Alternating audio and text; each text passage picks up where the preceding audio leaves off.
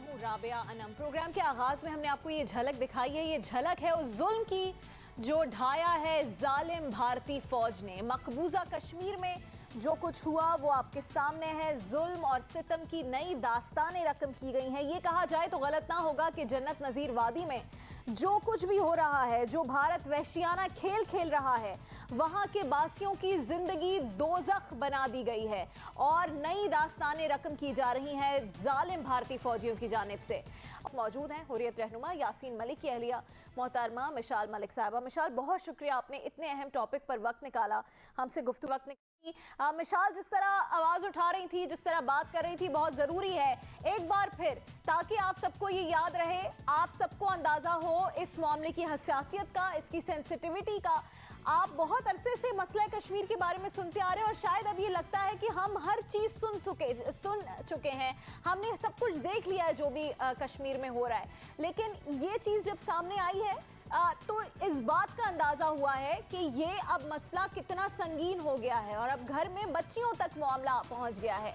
चाहे भारत में rape cases हो, पाकिस्तान में रेप केसेस हो, कहीं भी दुनिया के किसी भी हिस्से में रेप के केसेस हो, तो दिल दुखता है उसी तरह से जैसे आपके घर में आपकी खुदा ना खास्ता बच्ची के साथ ये ज्यादती हुई है और आप उसी तरह रिलेट करते हैं। हर एक पेरेंट रिलेट करता है, हर एक भाई रिलेट करता है। लेकिन यहाँ मामला सिर्फ रेप का नहीं है। वो जितने सेलिब्रिटीज इंडिया के आज ये बात कर रहे हैं, जितनी भी पर्सनालिटीज आज ये बात कर रही हैं कि इसको पॉलिटिसाइज ना किया जाए, इसे रिलीजियस बुनियादों पर ना देखा जाए, क्योंकि ये ह्यूमैनिटेरियन बुनियाद पर इस मामले को देखना चाहिए। तो जनाब, ह्यूमैनिटेरियन बुनियादों पर ही ये मिन्नत समाजत और हर फोरम पर यह आवाज उठाई गई है कि कश्मीरियों पर जुल्म बंद किया जाए भारतीय फौजियों की जानिब से, क्योंकि ये बहुत अरसे से हो रहा है। कश्मीर की बेटियों के साथ बेहुरमती बहुत अरसे से हो रही है। कश्मीर की बेटियों का रेप बहुत अरसे से हो रहा है। वहां पर खवातीन की राह चलते चुटिया काट दी जाती है। ये बहुत अरसे से हो रहा है, ये पहला वाकया नहीं है।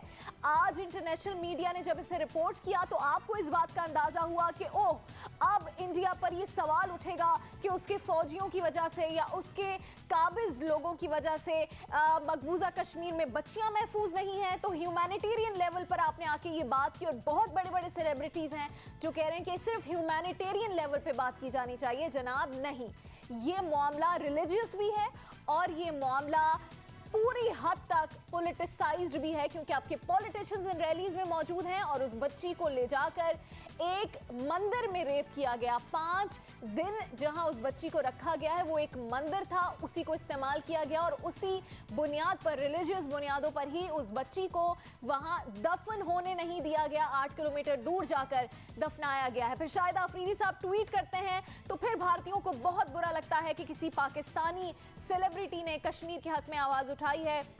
आवाज इसलिए उठाई जाती है ताकि इस तरह के वाकयात और पेश ना आए।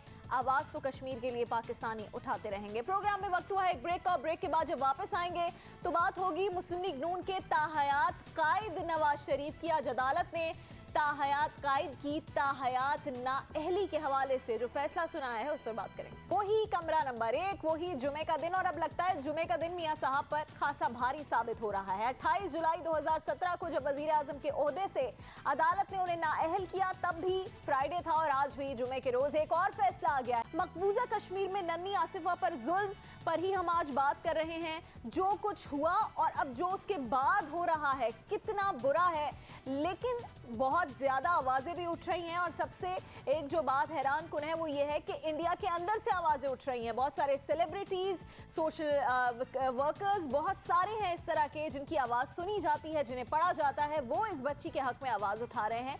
इसी पर हम बात करेंगे इस वक्त। प्रोग्राम आयात 18वीं तरमीम, मुख्तलिफ आईनी तरामीम के तज्जिया और अरकान पार्लियामेंट के लिए कोड ऑफ कंडक्ट का हवाला भी मौजूद है। Larger bench chief justice justice Saqib Nisar, justice Azmat Saeed Sheikh, justice Umar Ata Bandial, justice Ejazul Ehsan और जस्टिस सज्जाद अली शाह पर मुश्तमिल था। जस्टिस अजमत सईद शेख ने अपने इजाफी नोट में लिखा है कि मैं साथी जज दोस्त हैं जहांगीर तरीन साहब, लेकिन इमरान खान साहब के एक और बड़े अच्छे दोस्त हैं, तहरीक इंसाफ के इत्तेहादी भी हैं, शेख रशीद साहब, वो इस फैसले को इंतहाई खुशाइन करार दे रहे हैं। मुकम्मल खात्मा कर दिया है। इसी पर बात करेंगे, तज्जिया लेंगे, कानूनी निकात पर भी रोशनी डालेंगे हम इस तफसीली सेगमेंट में। और इसके लिए सबसे पहले हमारे साथ मौजूद है रहनुमा मुस्लिम लीग नून, तर्जुमान पंजाब हुकूमत मलिक से मैं ज्वाइन किया चौधरी मंजूर साहब ने। मंजूर साहब, अगर आपकी इजाजत हो मैं शुरू करना चाहती हूँ मलिक अहमद खान साहब से सबसे पहले।